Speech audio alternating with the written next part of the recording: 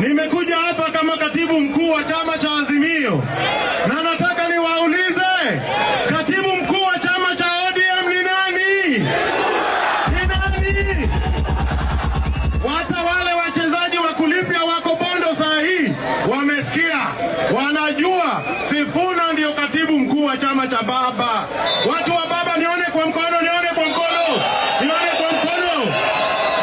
Sisi ile siasa baba alitufundisha ni kutengeneza urafiki na watu wa mkoa wa Magharibi. Hata ukiangalia historia ya Kenya, Tom Mboya alifanya siasa yake akiwa karibu na mzee Otiende na mzee Osogo. Jaramogi alifanya siasa na Masinde Muliro. Sisi tumekuja hapa na Babu Owino na Orengo kuhakikishia ya kwamba tutarudisha mkono kwa watu wa Western. Tutarudisha mkono kwa watu wa Western. Mjue tutarudisha mkono. Wale wanalipwa kule, hiyo sio sauti ya Wajaluo. Sauti ya Wajaluo ndio hii iko hapa. Mnanielewa?